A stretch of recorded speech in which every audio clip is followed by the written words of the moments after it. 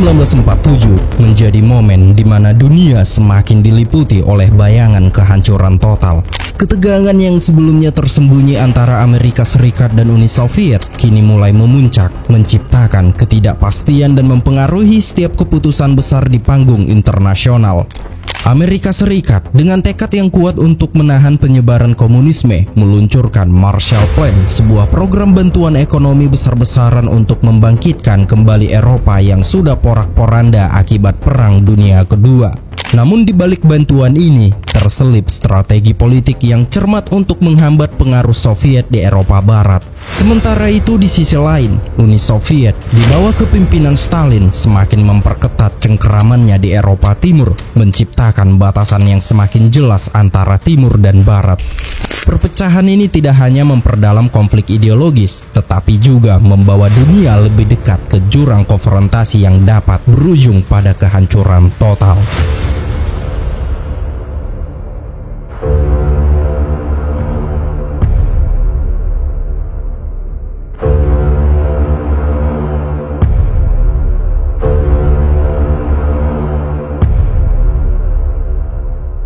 Pada tahun 1947 di Texas, seorang insinyur bernama Max menjadi salah satu dari sekian banyak orang yang direkrut untuk ikut serta dalam pengembangan roket Jerman yang telah disita oleh Amerika Serikat di akhir Perang Dunia Kedua. Max bekerja bersama dengan tim ilmuwan dan teknisi yang sebagian besar merupakan keturunan Jerman. Di antara mereka adalah Braun, seorang pria jenius berusia 35 tahun yang terkenal karena karyanya dalam menciptakan roket V2, roket yang pada awalnya dirancang untuk Hitler. Namun sekarang Amerika Serikat mulai mendanai penyempurnaan roket ini. Dalam upaya untuk mendesain ulang, roket V2 akan digunakan bukan hanya sebagai senjata, tetapi juga sebagai alat untuk menaklukkan ruang angkasa. Dengan ambisi baru ini, proyek tersebut menjadi fondasi dari program luar angkasa Amerika Serikat. Sementara itu, para diplomat mencoba menyelamatkan perdamaian dunia dengan mengadakan konferensi dengan Uni Soviet. Pada tanggal 9 Maret 1947, Sekretaris Negara Perancis, Georges Bidault, seorang Kristen Demokrat, berangkat ke Moskow bersama istrinya untuk menghadiri konferensi Menteri Luar Negeri dari Uni Soviet, Amerika Serikat, Inggris, dan Perancis. Tujuan utama dari konferensi ini adalah untuk membahas perjanjian damai pasca Perang Dunia Kedua. Selain itu, pertemuan ini juga dimaksudkan untuk menangani berbagai masalah terkait keamanan dan stabilitas di Eropa setelah perang. Saat konferensi berlangsung, para menteri luar negeri dari 4 kekuatan besar ini mencoba untuk saling setuju tentang nasib Jerman yang diduduki, namun konteksnya telah berubah. Awalnya, harapannya adalah untuk mencapai kesepakatan bersama mengenai pembagian kekuasaan dan pengaturan politik di Jerman, serta menyusun perjanjian damai yang komprehensif. Namun dikarenakan perbedaan ideologis dan kepentingan nasional yang semakin tajam antara kedua blok, mulai mengubah suasana perundingan. Perancis ingin memastikan bahwa Jerman tidak akan kembali menjadi ancaman militer. Bidault mendorong perbatasan ketat terhadap kemampuan militer Jerman dan memastikan kontrol yang ketat atas industri Jerman. Dan juga Perancis menginginkan reparasi yang signifikan dari Jerman untuk menutupi kerusakan yang ditimbulkan selama perang. Bidault berharap Jerman akan membayar kompensasi yang adil untuk mendukung rekonstruksi Perancis. Bidault juga ingin memastikan bahwa Perancis memiliki peran penting dalam pengelolaan dan pengawasan wilayah Jerman untuk melindungi kepentingan keamanan dan ekonomi Perancis. Sementara itu, Menteri Inggris yaitu Bevin berharap Jerman dapat direunifikasi sebagai negara demokratis yang stabil. Ia mendorong agar Jerman tidak jatuh sepenuhnya di bawah pengaruh Soviet, dan juga Inggris ingin memastikan bahwa pembagian kekuasaan di Jerman adil dan efektif dengan zona pendudukan yang dikelola secara kolaboratif oleh keempat kekuatan besar. Bevin juga fokus pada perlindungan kepentingan Inggris dan mencegah ekspansi pengaruh Soviet ke Eropa Barat. Ia ingin memastikan bahwa kebijakan yang disepakati tidak merugikan kepentingan Inggris. Kemudian Menteri Amerika Serikat yaitu Jenderal Marshall, ia berusaha untuk membatasi pengaruh Soviet di Eropa Timur dan memastikan bahwa Eropa Barat tidak berada di bawah dominasi komunis. Ia menginginkan kebijakan yang menjaga keseimbangan kekuatan di Eropa. Marshall juga mendukung reunifikasi Jerman sebagai negara demokratis dan stabil. Ia berusaha untuk memastikan bahwa Jerman yang bersatu tidak akan menjadi ancaman bagi negara-negara tetangga dan dapat berfungsi sebagai bagian dari sistem Eropa yang lebih luas. Selain itu, Marshall juga berfokus pada pemulihan ekonomi Eropa dan memastikan bahwa kebijakan yang disepakati dalam konferensi mendukung stabilitas ekonomi dan politik di Eropa. Sementara itu, Menteri Uni Soviet Vyacheslav Molotov, ia ingin memastikan bahwa Uni Soviet memiliki kontrol yang kuat atas Eropa Timur dan bagian timur Jerman. Ia mendorong agar negara-negara yang berada di bawah pengaruh Soviet tetap dalam kendali komunis. Uni Soviet juga ingin memastikan bahwa Jerman Timur tetap berada di bawah pengaruh Soviet dan kebijakan yang disepakati menguntungkan kepentingan Soviet, serta mendorong reparasi dari Jerman sebagai kompensasi untuk kerusakan perang, tetapi dengan penekanan pada reparasi yang sesuai dengan kepentingan Soviet. Meskipun pertemuan ini diharapkan dapat memperbaiki hubungan dan mencapai kesepakatan, hasilnya jauh dari kata memuaskan. Diskusi yang penuh ketegangan dan perbedaan pendapat membuat mereka gagal menemukan titik temu pada masalah-masalah utama. Dan yang paling mencolok adalah resepsi terakhir yang tidak dihadiri oleh Stalin, dan itu menandakan ketegangan yang memuncak sekaligus menandai berakhirnya aliansi antara Blok Timur dan Blok Barat. Maka dari itu, setelah perundingan ini, tanggal 12 Maret 1947 di Washington, Presiden Amerika Harry S. Truman mempresentasikan doktrinnya ke Kongres. Great Britain finds itself under the necessity of reducing or liquidating its commitments in several parts of the world, including Greece. As in the case of Greece, if Turkey is to have the assistance it needs, the United States must supply it. We are the only country able to provide that help. If we falter in our leadership, we may endanger the peace of the world, and we shall surely endanger the welfare of this nation. Great responsibilities have been placed upon us by the swift movement of events. I am confident that the Congress will face these responsibilities squarely.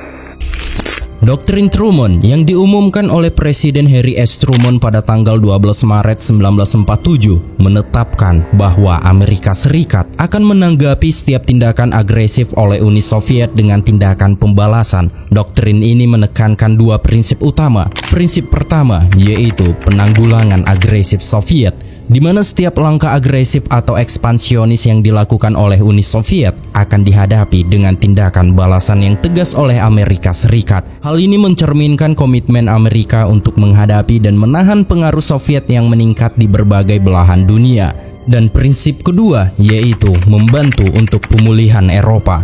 Truman menyoroti pentingnya membantu negara-negara Eropa yang hancur akibat Perang Dunia Kedua dengan memulihkan kesejahteraan ekonomi di Eropa. Hal ini dilakukan Amerika Serikat agar mendapat mengurangi resiko penyebaran komunisme yang berkembang di wilayah yang miskin dan tidak stabil. Maka dari itu, Marshall menawarkan Truman sebuah rencana untuk pemulihan Eropa. Rencana ini dinamakan seperti namanya sendiri, yaitu Marshall Plan.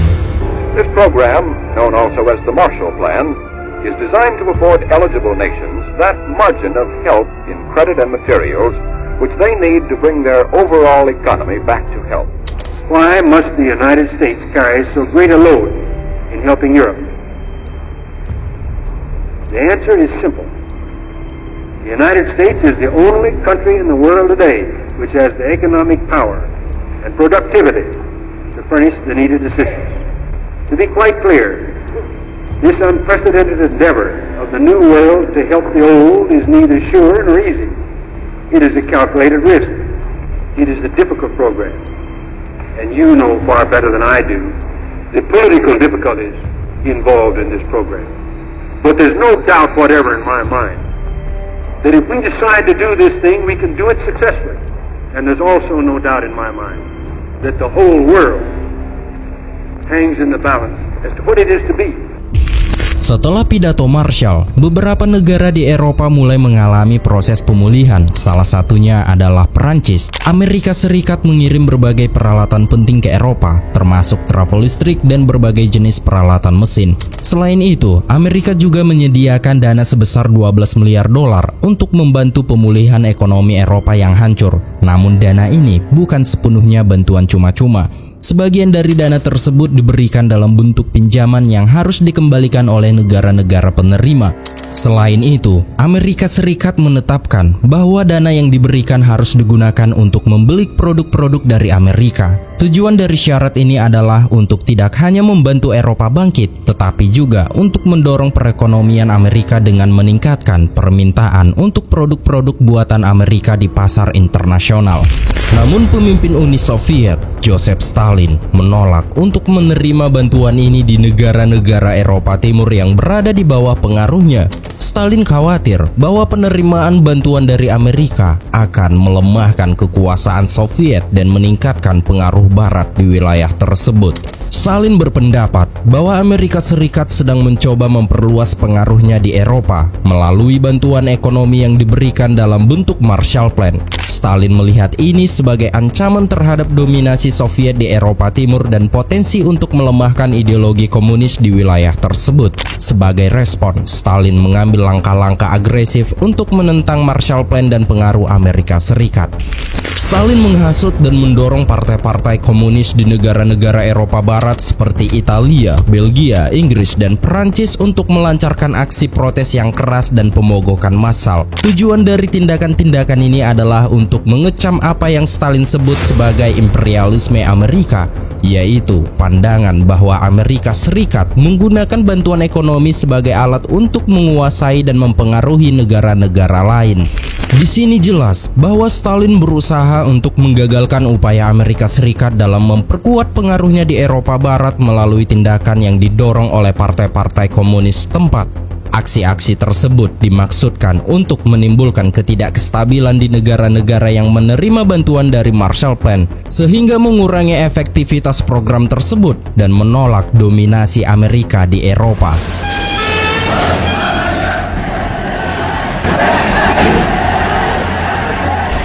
Sementara itu, Perancis yang masih berperang di Indochina mulai kekurangan dana untuk peralatan perang, dan pada saat itu juga Duta Besar Perancis menerima bantuan dari program Marshall Plan sebanyak 31.400.000 dolar dari Washington. Mr. Ambassador, it gives me great pleasure to be able to hand you these checks, which total $31,400,000. With these checks and those which we gave you last week, the total now is $33 million. Even this amount represents only the initial portion, which eventually will be made available under the United States Foreign Aid Program. Setelah menerima bantuan dari program Marshall Plan, Perancis malah menggunakan Marshall Plan untuk melengkapi peralatan tempur di Perang Indochina, dan setelah semua alat tempur memadai, barulah di tahun 1948 pasukan Perancis mulai melakukan penyerangan ke Tonkin.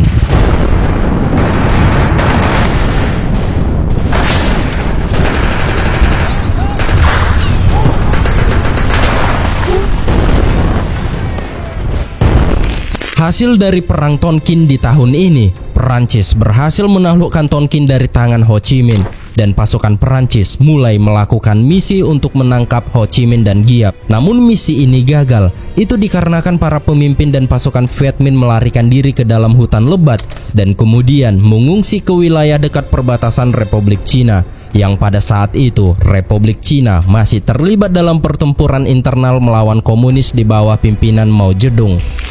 Untuk sementara ini, Ho Chi Minh, Giap, dan beberapa pasukannya berlindung di dalam hutan dekat perbatasan Republik Cina.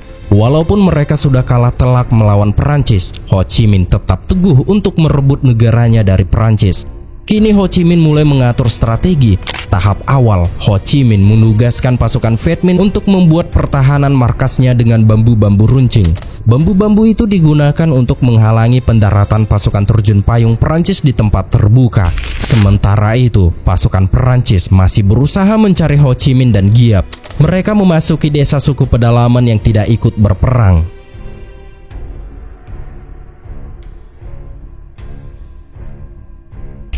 Di sisi lain, di bengkel senjata, Ho Chi Minh dan pasukannya berusaha membuat senjata mereka sendiri. Mereka berhasil membuat senapan mesin berat yang bahan bakunya setara dengan 2 kilo opium. Selain itu, Ho Chi Minh juga menerapkan prinsip-prinsip dasar Marxisme dalam perjuangannya. Ho Chi Minh berencana untuk menyerang Hanoi dengan tujuan menyebarkan propaganda dan ideologi melalui surat kabar yang mereka buat.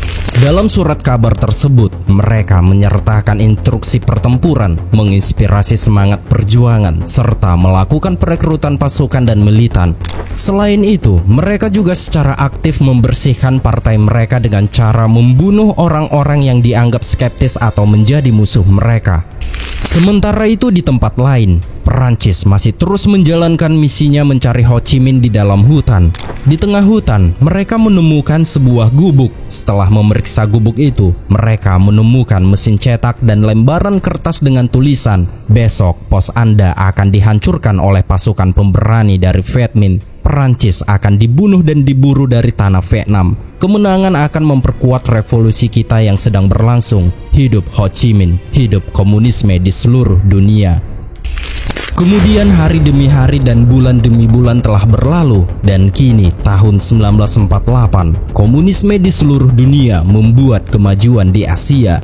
Bahkan Mao Zedong telah bersiap untuk mengambil alih Republik Cina, dan di koloni Inggris, di Burma dan Malaysia, gerakan komunis bangkit untuk mengklaim kemerdekaan mereka. Sementara itu, Hindia Belanda menjadi Indonesia semenjak Soekarno dan Mohatta memproklamasikan kemerdekaan Indonesia tahun 1945. Dan di Eropa, komunis berusaha untuk merebut kekuasaan dari monarki Yunani yang didukung oleh Inggris dan Amerika. Namun pihak Barat tidak melakukan apapun untuk mencegah kudeta di Praha. Dan komunis berhasil merebut kekuasaan di Cekoslovakia. Hal ini memperkuat pengaruh Stalin di Eropa Timur.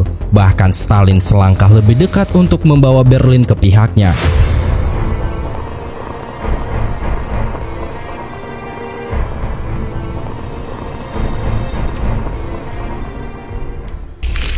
Pada tahun sebelumnya, tepatnya tahun 1945, sekutu membagi Jerman menjadi 4 zona pendudukan: Soviet, Inggris, Amerika, dan Perancis. Pembagian yang sama juga diterapkan di Berlin, di mana kota tersebut dibagi menjadi 4 sektor yang terkurung di dalam zona pendudukan Soviet. Untuk mencapai sektor mereka di Berlin, pihak Barat hanya memiliki akses melalui 3 koridor, yaitu Hamburg, Hannover, dan Frankfurt.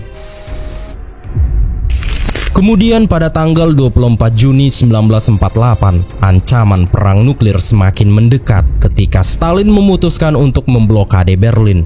Langkah ini sangat berisiko karena Stalin secara jelas berusaha memaksa Amerika Serikat, Inggris, dan Perancis menyerahkan kendali atas Berlin Barat tanpa harus menggunakan kekuatan militer secara langsung. Menyadari kemajuan Stalin di Eropa Timur, Truman harus bijak dalam mengambil keputusan. Sedikit kesalahan langkah dapat memicu konflik yang lebih besar dengan Soviet. Namun di balik itu semua, Truman tetap waspada akan potensi keterlibatan Uni Soviet dan Amerika Serikat dalam konflik militer. Seperti yang kita ketahui, Amerika memiliki senjata paling mematikan, yaitu bom atom, dan kini mereka juga berhasil menciptakan pesawat pengebom jenis B-36, salah satu pesawat terbesar yang pernah dibuat. Pesawat ini berbobot 150 ton dengan 6 mesin yang menghasilkan 3.000 tenaga kuda. Yang paling penting, pesawat ini memiliki jangkauan terbang lebih dari 12.000 km, dan jangkauan itu cukup untuk mencapai Moskow. Di sini Truman berencana menunjukkan kekuatan Amerika tanpa memicu perang, dan untuk itu mereka harus tetap bertahan di Berlin. Truman juga memerintahkan untuk mengorganisir pengangkutan udara skala penuh dengan menggunakan semua pesawat sekutu yang tersedia di Eropa. Dia bahkan memerintahkan beberapa unit pesawat barang sekutu untuk menerobos blokade Soviet, dan sebagian besar pesawat Amerika terbang di atas zona Soviet untuk mengirim pasokan ke Berlin. Pengangkutan udara ini menjadi satu-satunya solusi karena Stalin telah memblokir jalan di sekitar Berlin dengan tank-tank lapis bajanya. Kemudian pada tanggal 9 September 1948, orang-orang di zona barat Berlin berkumpul di depan gedung parlemen Jerman. kurang lebih 300.000 warga Berlin datang untuk menunjukkan dukungan kepada wali kota mereka, yaitu Ernst Reuter yang merupakan tokoh terkenal dalam perang melawan Nazisme. Dan di hadapan ratusan ribu orang, ia mengatakan, Ihr Völker der Welt, ihr Völker in Amerika, in England, in Frankreich, in Italien, schaut auf diese Stadt und erkennt, dass ihr diese Stadt und dieses Volk nicht preisgeben dürft, nicht preisgeben könnt. Selama musim dingin tahun 1948, pesawat-pesawat sekutu terus mengangkut hampir 1 juta ton batu bara, sehingga beberapa pilot Amerika dan Inggris sering mengalami kecelakaan akibat kelelahan. Sementara itu, warga Berlin yang menyaksikan pesawat-pesawat bermesin 4 yang terus-menerus datang ke Berlin menjuluki mereka sebagai Simfoni Kebebasan. Sementara itu di Amerika, pada bulan November 1948, para warga telah bersiap untuk pemilihan presiden. Kaum Republik secara historis adalah isolasionis. Meskipun begitu, slogan Demokrat mereka adalah Ceruman Harapan Dunia. Dikarenakan dulunya Ceruman seorang perwira di garis depan Perancis pada tahun 1918, Ceruman terpilih kembali menjadi presiden Amerika. We will continue to uphold the peaceful principles of the UN. United Nations. Kemudian, pada tanggal 4 April 1949 di Washington, 12 negara menandatangani Fakta Atlantik Utara yang dikenal sebagai NATO. Negara-negara tersebut adalah Perancis, Luxembourg, Belgia, Belanda, Inggris Raya, Denmark, Norwegia, Italia, Portugal, Islandia, Kanada, dan Amerika Serikat. Mereka berkomitmen pada pasal 5 yang berbunyi, para anggota sepakat bahwa jika salah satu dari mereka diserang dengan senjata di Eropa atau Amerika Utara, maka serangan itu akan dianggap sebagai serangan terhadap semua anggota. Setelah terbentuknya NATO, aliansi pertahanan ini segera memulai langkah-langkah untuk memperkuat pertahanan kolektif anggotanya di Eropa. Pasukan NATO menetap di berbagai pangkalan militer di Perancis. NATO juga memiliki pangkalan di Italia, Turki, Inggris Raya, dan paling utama di Jerman yang bersebelahan dengan pasukan timur, yaitu Uni Soviet. Kemudian pada tanggal 12 Mei 1949, setelah blokade selama 11 bulan, Stalin membuka kembali rute ke Berlin. Dia menyerah pada tekad Barat. Itu dikarenakan tanpa bom atom, Stalin tidak bisa mengambil risiko perang. Tanggal 9 Agustus 1949, tanggal ini merupakan tanggal penting untuk Perang Dingin. Stalin ingin menjaga kerahasiaan tentang kemajuan dan pengembangan bom atom Soviet dari masyarakat umum. Maka dari itu, untuk saat ini, Stalin tampil sebagai pejuang perdamaian di mata dunia sambil menunggu hingga Uni Soviet siap secara penuh untuk menggunakan senjata nuklirnya jika diperlukan. Sementara itu, komunisme semakin menyebar ke sepertiga dunia dan Cina telah sepenuhnya bergabung ke barisan komunisme. Pada tanggal 1 Oktober 1949 di kota terlarang di Beijing, Mao Zedong mengumumkan berdirinya Republik Rakyat Cina. Pada saat itu, Cina menjadi negara terpadat di dunia yang berada di bawah pemerintahan komunis dengan populasi sekitar 600 juta orang. Selama 30 tahun ke depan, rezim totaliter Mao Zedong bertanggung jawab atas kematian sekitar 50 juta orang Cina. Hal ini disebabkan oleh berbagai praktik keras yang diterapkan oleh pemerintahannya, termasuk reforma agraria yang gagal, kelaparan massal, penindasan terhadap petani, represi politik, dan pendirian kamp konsentrasi atau gulag. Dia telah melancarkan perang saudara yang brutal sejak tahun 1920-an. Dia dianggap lebih kejam dari Stalin. Kekerasannya adalah kekuatannya. Dia memaksakan pada anak buahnya tentang fakta darah. Setiap orang harus berpartisi secara fisik dalam penghancuran musuh komunisme, dan setiap orang harus berlumuran darah di tangannya. Mao Zedong mengatakan, mayat memiliki kegunaan, mereka dapat digunakan untuk menyuburkan tanah. Sementara itu, pasukan anti-komunis terakhir mulai berbondong-bondong pergi ke perbatasan Indochinanya Perancis. Dan sesampainya mereka di Tonkin, pasukan Perancis langsung melucuti senjata mereka karena mereka takut. Di antara penyusup ini ada pasukan Mao Zedong yang menyamar jadi anti-komunis. Ternyata bukan pasukan tempur anti komunis saja yang berusaha menyelamatkan diri ke Indochina, warga sipil juga ikut serta menyelamatkan diri. Bahkan saat itu, pasukan Perancis melihat banyak wanita hamil yang mengungsi ke Indochina, dan satu-satunya pilihan adalah menahan mereka di kamp-kamp Indochina sampai pemberitahuan lebih lanjut. Perancis juga khawatir kedatangan 30.000 pengungsi ini bisa membuat pasukan Mao Zedong tertarik memasuki Indochina. Tentu saja hal itu membuat Perancis menjadi khawatir karena bisa saja pasukan Mao Zedong bergabung dengan pasukan Viet Minh dan membantu Viet Minh mengambil alih Indochina. Kemudian pada tanggal 21 Desember 1949, dunia menyaksikan momen yang menggetarkan hati dan menakutkan. Saat itu, Mao Zedong berada di Moskow untuk merayakan ulang tahun Stalin yang ke-70. Pemandangan tersebut dengan Mao Zedong yang berdiri di sebelah kanan sang pemimpin Soviet membuat atmosfer global terasa semakin tegang, seolah kehancuran total semakin mendekat.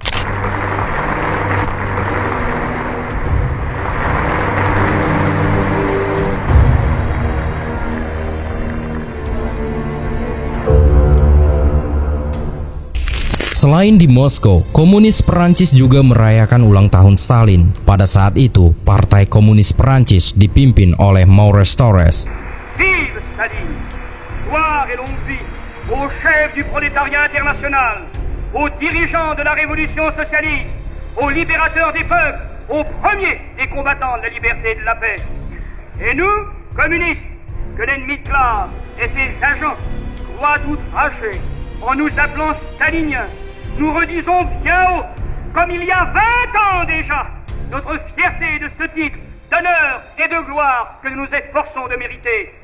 Oui, de tout notre cœur, nous proclamons notre amour ardent pour Staline et nous l'assurons de notre confiance inébranlable. Vive à jamais!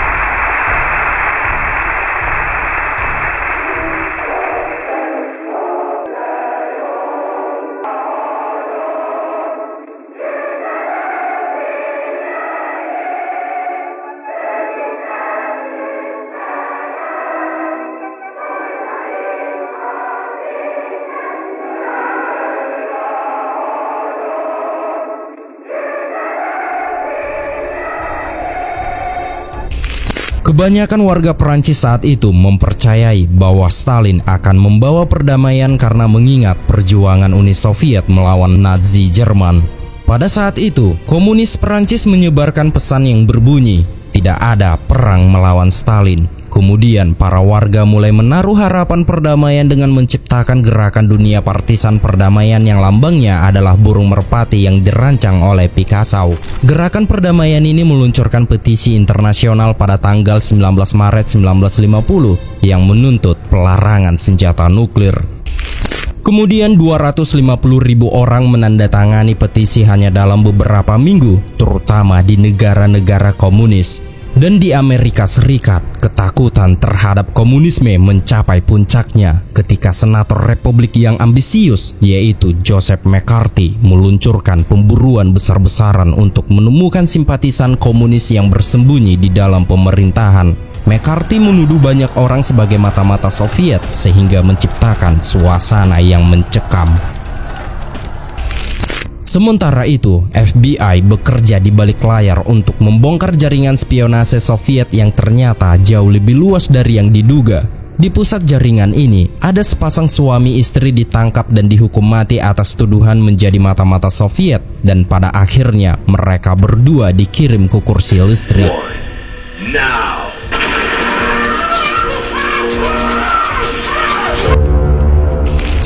Kemudian, pada tanggal 25 Juni 1950, perang pecah di Korea. Ini merupakan pertama kalinya Timur dan Barat saling berhadapan secara langsung. Saat itu, pasukan komunis Korea Utara melintasi paralel ke-38 yang telah memisahkan Korea menjadi dua negara sejak tahun 1945. Di utara, penalukan Soviet telah mengarah pada pembentukan Republik Rakyat Korea yang diperintah secara de facto oleh Jenderal Stikov yang menduduki negara itu pada tahun 1945. Stikov menempatkan seorang Korea binaan Soviet untuk memimpin Korea Utara. Dia adalah Kim Il-sung. Ia mendirikan dinas wajib militer selama 6 tahun dan kini mereka siap untuk berperang. Sementara itu, pemimpin Korea Selatan, Syngman Rhee, yang dulunya adalah tokoh utama dalam perlawanan terhadap penjajahan Jepang di Korea selama bertahun-tahun, kini menghadapi ancaman baru. Maka dari itu, militer Korea Selatan segera menyuruhkan mobilisasi darurat pasukan untuk mempertahankan Seoul dari serangan pasukan Korea Utara. Walaupun pasukan Korea Selatan kalah jumlah dan persiapan senjata yang buruk tanpa tank lapis baja, pasukan ini tetap maju ke garis depan untuk mempertahankan Seoul. Sementara itu, pasukan Korea Utara dengan 150 tank Soviet jenis T-34. Tank ini merupakan salah satu kendaraan lapis baja terbaik selama Perang Dunia Kedua, dan 100.000 prajuritnya yang bersenjata lengkap bergerak ke ibu kota selatan, yaitu Seoul. Di sisi lain, ternyata pasukan Korea Selatan yang belum pernah melihat tank membuat mereka bertanya-tanya tentang apa itu tank. Namun ketika mereka melihat tank lapis baja pasukan Korea Utara, mental mereka pun langsung jatuh. Sehingga hanya butuh 3 hari, pasukan Korea Utara berhasil memasuki Seoul. Sementara itu, PBB di New York, Dewan Keamanan mengadakan pertemuan darurat. Seperti biasa, pertemuan ini tanpa dihadiri oleh Soviet. Bahkan Soviet telah berbulan-bulan absen selama pertemuan. Sebagai protes atas penolakan Amerika untuk mengakui komunis Cina, Dewan tetap memberikan resolusi yang meminta Amerika Serikat untuk mengambil tindakan militer dengan pasukan mereka yang masih berada di Jepang.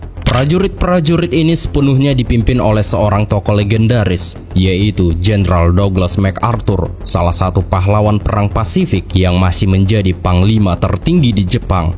Kini Jenderal Douglas MacArthur ditugaskan berangkat ke Korea. Kemudian pada awal bulan Juli 1950, MacArthur dan pasukannya yang terbatas mendarat di Korea Selatan untuk memblokir rute Korea Utara.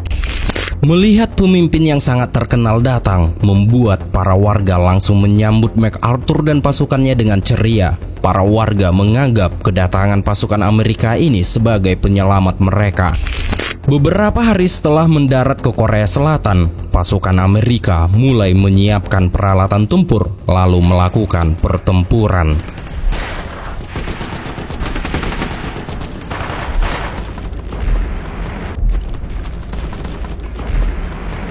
Pasukan Korea Utara dengan lapis bajanya terus melakukan serangan sehingga membuat pasukan Amerika dan Korea Selatan ditarik mundur jauh ke selatan menuju Pusan, dan ini merupakan pelabuhan terakhir yang tersisa. Mengetahui pasukan Amerika dan Korea Selatan terpojok di Pusan, semua pasukan Korea Utara langsung dikerahkan ke Pusan untuk memerangi pasukan Amerika dan Korea Selatan. Dan jika mereka berhasil memukul Amerika kembali ke laut, maka mereka akan memenangkan peperangan ini.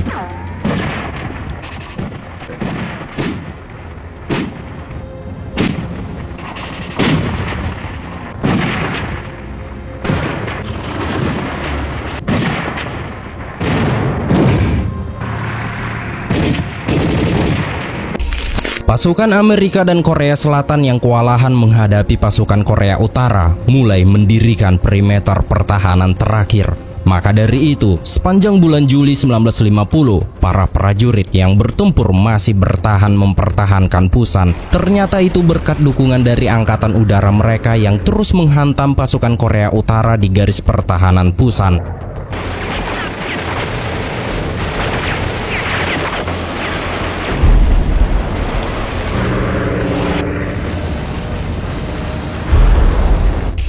Kini, peperangan semakin berkobar ketika pesawat Amerika, yaitu B-29 Super Fortress, menerima izin untuk melakukan penyerangan di luar paralel ke-38 dan menargetkan pabrik senjata Korea Utara.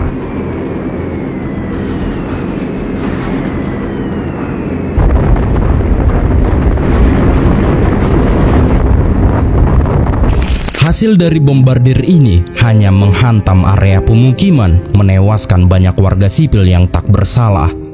Kemudian di tengah kekacauan dan kehancuran, Uni Soviet dengan cepat merekam semua kejadian ini, memanfaatkannya sebagai alat propaganda anti-Amerika. Sementara itu, pabrik senjata Korea Utara yang seharusnya dihancurkan ternyata tidak terkena dampak karena pabrik tersebut berada di bawah tanah. Di dalam pabrik terlihat foto Stalin dan Kim Il-sung. Foto itu memberi semangat kepada para pekerja untuk terus bekerja. Bahkan sebagian besar pekerja wanita di pabrik tersebut harus memproduksi jutaan amunisi sampai mereka pingsan karena kelelahan. Bulan Agustus 1950, pasukan Amerika di perimeter Pusan berada dalam masalah yang lebih serius lagi karena telah kehilangan banyak prajurit. Diperkirakan 4.000 prajurit tewas dan 2.000 prajuritnya ditangkap. Kemudian pada tanggal 14 Agustus di Bukit 303, 45 tentara Amerika dan resimen kavaleri ke-5 ditangkap dan dibariskan ke jurang dan langsung dieksekusi mati.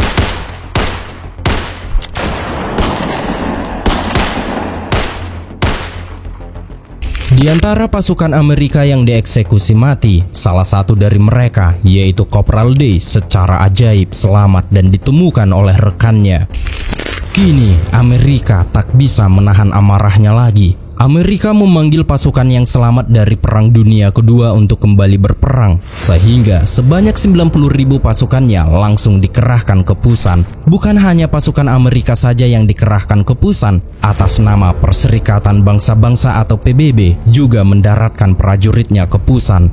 Meskipun jumlah mereka hanya simbolis, mereka adalah orang Yunani, Filipina, Selandia Baru, Inggris, Turki, dan Perancis. Sementara itu, pasukan Amerika yang tersisa di Pusan menerima perintah tegas untuk mempertahankan Pusan sampai bala bantuan datang. Maka dari itu, di sepanjang bulan Agustus 1950 ini, pasukan Amerika mengerahkan pesawat skuadron untuk kembali beraksi. Dalam misi ini, skuadron dari Angkatan Udara Amerika Serikat ditugaskan untuk menjatuhkan tabung-tabung napalm yang merupakan bahan bakar berbentuk jeli pembakar yang dirancang untuk menimbulkan kebakaran hebat saat menghantam target di darat.